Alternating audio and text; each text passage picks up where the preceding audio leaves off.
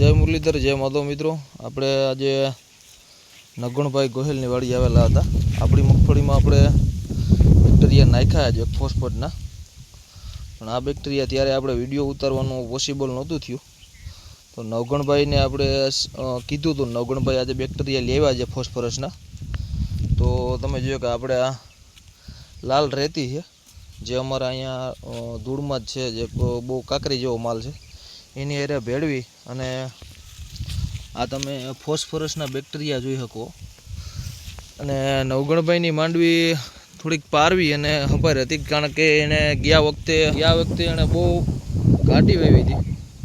તો આ વખતે એણે 18 કિલા જ બી નાખેલ છે અને પહેલાં બહુ હપાર હતી. તો અત્યારે આ રીતની મગફળી છે અને એમાં અહીંયા 20-20-0-13 આપી દીધું છે.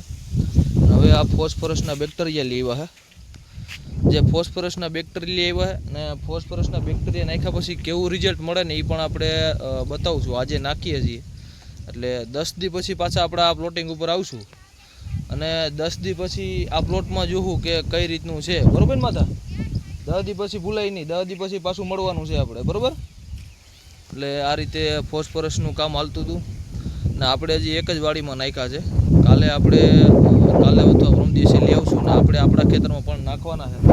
આ ફોસ્ફરસના બેક્ટેરિયા ચા આવી ગયો છે, તો ચાની ચૂચકી યારે હવે આપણે જમાવટ બોલાવીએ અને પછી બેક્ટેરિયા નાખવાનું કામ પાછું ચાલુ કરીએ.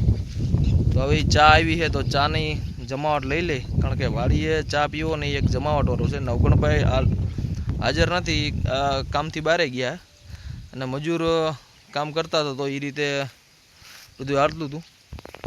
તો ફોસ્ફરસના બેક્ટેરિયા શું કામ નાખવા જોઈએ અને શું કારણે નાખવા જોઈએ? કારણ કે ફોસ્ફરસનું બેક્ટેરિયું કારણ કે આપણે ખાતર તો વાવી દઈએ છીએ બધાય, બરાબર છે? ખાતર વાવી અને પછી એ ફોસ્ફરસ આપણી મગફળીને પૂરેપૂરો મળે છે કે નથી મળતો એ આપણને ખ્યાલ નથી. તો આ બેક્ટેરિયાનું શું મહત્ત્વ છે? જે આ પીએસબી આવે છે, પીએસબી બેક્ટેરિયા છે કે જે વોટર સોલ્યુબલ આવે છે. ધોઈ ડાયરે તમે મિક્સ કરી અને આઈપીએલના છે અત્યારે તમે આ ધોઈ ડાયરે મિક્સ કરી અને પછી એને આપી દો ને, તો ટૂંકમાં એ જ્યાં તમારું ફોસ્ફરસ ઘટતું હોય અને જમીનમાં જેટલું હોય એટલું બધું મૂળ પાસે આપી દઈએ. અને આપણે ખાતર તો નાખી જ દીધું હોય બધા મિત્રોએ, પણ એ ખાતરનો 100% ઉપયોગ કઈ રીતે લેવો એમ. હજી આ બેક્ટેરિયા તો ફોસ્ફરસના જ છે, આના પછીના બેક્ટેરિયા અમારે પોટાશના પણ નાખવાના છે. ત્યારે પણ આપણે જોવું. અને આ બેક્ટેરિયા વારંવાર નાખવા જોઈએ કે નહીં. બેક્ટેરિયા તમે 2 વાર મગફળીમાં ઉપયોગ કરી દો, રિઝલ્ટ બહુ સારું મળે છે. કારણ કે આપણે ઓર્ગેનિક સ્તર આમાં ફોસ્ફરસ હવામાં હોય, જમીનમાં પડ્યો હોય, એને આપણે એક્ટિવ કરવા હાટુથી બેક્ટેરિયા નાખવા પડે. તો ફોસ્ફરસના બેક્ટેરિયા નાખો તો એ ફોસ્ફરસ પડ્યો એક્ટિવ થઈ જાય. અને પોટાશ છે, નાઇટ્રોજન છે, એના પણ બેક્ટેરિયા આવે છે. તો જે હવામાંથી વસ્તુ સંતુલન થાય છે એ પૂરેપૂરી મગફળીને મળતી ને અમુક વાતાવરણ અનુકૂળ ના આવતું હોય. તો આ બેક્ટેરિયા નાખવાથી એને વાતાવરણ અનુકૂળ આવવાથી બેક્ટેરિયા મૂળના છોડ પાસે ઉગાડી દે. તો એ રીતે બધું આ હતું અને આપણે આ રીતનું કામકાજ હાલે છે. તો વિડીયોને લાઇક અને શેર અને સબસ્ક્રાઈબ કરી દેજો મિત્રો. તો આ રીતે અત્યારે આ ફોસ્ફરસના બેક્ટેરિયા છે. ગયા વખતે હવે અમારે પાછા પોટાશના, હું ને નવગણભાઈ બે જવાના છીએ, પોટાશના બેક્ટેરિયા લઈ આવવાના છીએ. અને માઇક્રોરાજા આપવાની જરૂર પડશે તો આપશું, નહીંતર પછી જો આમાં આ ફોસ્ફરસના અને પોટાશના બેક્ટેરિયા આપવાથી કેટલું રિઝલ્ટ મળશે. આ વખતે અમે પહેલો અનુભવ છે અમારો આ, કારણ કે ફોસ્ફરસના બેક્ટેરિયા આ વખતે પહેલી વાર નાખીએ છીએ. આ વખતે રિઝલ્ટ મળશે તો આપણે બધાને આગ્રહ કરશું કે ભાઈ આ વસ્તુ ખરેખર આનો ફાયદો થાય છે કે નથી થતો, એ આપણે રિઝલ્ટ મળે પછી બધાને કહીએ.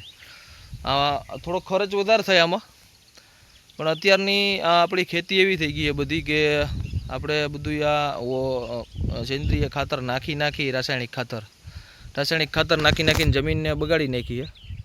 તો થોડુંક આવું બધું કરી જાય તો આપણે જમીનમાં જે કુદરતી રીતે ફોસ્ફરસ, નાઇટ્રોજન, પોટાશ જે છે એ આપણે કુદરતી રીતે એને મેળવવાની ટ્રાય કરીએ. અને આ બેક્ટેરિયા નાખવાનું અમે પણ ભલામણ લીધી છે. અમારા એક મિત્ર ગયા વખતે નાખ્યું હતું, એને રિઝલ્ટ સારું મળ્યું છે, એટલે આપણે નાખીએ છીએ. હવે આપને રિઝલ્ટ મળે પછી આપણે પૂરેપૂરું જ્ઞાન આપશું આનું કે ભાઈ આ કેટલી વાર નાખવા જોઈએ. કારણ કે આ વખતે 2 વાર નાખવા છે. પોટાશના બેક્ટેરિયા નાખવા છે અમારે, એટલે એ બધુંય તમને જોવું અને આપણે વિડીયોને અહીંયા પૂરો કરીએ. અને જે મુરલીધર જે મતો મિત્રો લાઈક અને સબસ્ક્રાઈબ કરી દેજો. માતા કહી દે લાઈક અને સબસ્ક્રાઈબ કરી દેજો. એકવાર બોલીને ખાલી. અને મિત્રો આવી ગયું છે